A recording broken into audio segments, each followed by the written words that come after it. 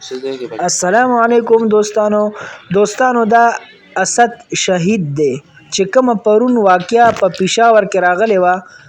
پېښور پولیس لین مسجد کې چې کومه خطرناکه دماکه شوې وه چې په تاریخ کې دومره غټه دماکه کوم ځای کې هم خودکش نه ده شوې. دا دومره غټ ظالم و چې دومره ظالمه دماکه یې کړې چې پوره نیم مسجد یې شهید کړی دی. او دا وګوره ښایسته ځوان پروت و، دا اسد شهید و. د ده ماشاءالله کو تاسو له زه ووایم نو ډېر زبردست یو تاریخ یې ځان سره پرېښو. ماشاءالله یو خو د ده چې کومه جنازه وشوه نو په دغه کلي کې دومره غټه جنازه بله د چا هم نه ده شوې. او دویم د ده نه شپږ بچي پاتې شو، په هغې کې 4 لوریانې دي او 2 زامن دي. او ماشاءالله هغوی ته یې داسې تربیت کړی دی، داسې تربیت چې داسې به یو پلار خپلو بچو ته وکړي.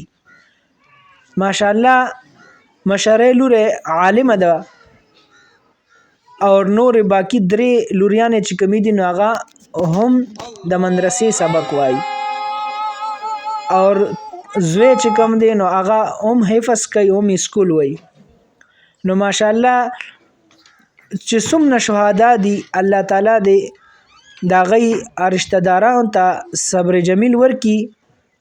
خو داسې وګورئ ماشاءالله په تاریخ کې دومره غټه جنازه به تاسو نه لیدلې. او د اسد شهید چې درته یو خاصیت ووایم هغه دا دی چې ماشاءالله دی د پولیس لین په مسجد کې به وایي اقامت ده کولو، ځکه چې دا یو دینداره سړی و، تبلیغي سړی و. ماشاءالله وایي په میاشت کې ده 3 روزه نه ده قضا کړې او سالانه چله هم ده نه ده قضا کړې. د ملګرو نه چې ما تپوس وکړو نو وایي دا دومره زیات دینداره سړی و چې د هغې هم اندازه نه وه. نو زما وروڼو داسې ښایسته ښایسته ځوانان دې ظالم چې کوم دي که نه نو هغه شهیدان یې کړه. الله تعالی یې د هغوی رشته دارانو ته ټولو ته صبر جمیل ورکړي. دا د اسد شهید دا یو یې وراره دی او دا وړوکی چې کوم دی د یې زوی دی. د ده نه ما تپوس وکړو ویم بچي ته به څه جوړېږې؟ نو وایي زه به پولیس جوړېږم. پلار یې په پولیس په وردی کې په ډیوټۍ په ټیم کې شهید شو او دی وایي زه به پولیس جوړېږم. دا سپین ږیری چې درته کوم سیټ کې ښکاري دی والد صاحب دی، د ده د خولې وینا وه د دې والد صاحب صحیح ده. وایي دا خو زما یو زوی دی، وایي زه به 10 زامن هم پولیس والا ته ورکړم او شهیدان دې شي، وایي زه پرې خوشحال یم. دا جذبات دي د دی. دا ورواره هم ووی چې دا زما کوم د تره زوی مې کېږي دی به انشاءالله مونږ بغیر پلاره دله به دا اړو محسوسو نه چې ستاسو پلار شهید شوی دی. وایي انشاءالله د ده هر شی به مونږ پوره کوو.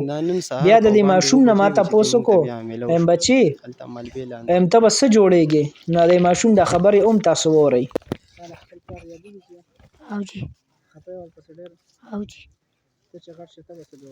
پولیس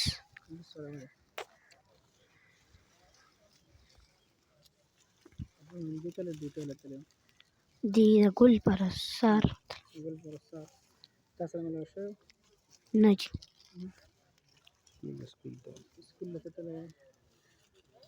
او جي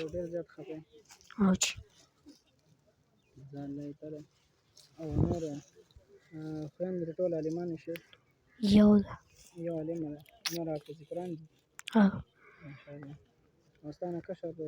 او جي انم پولیس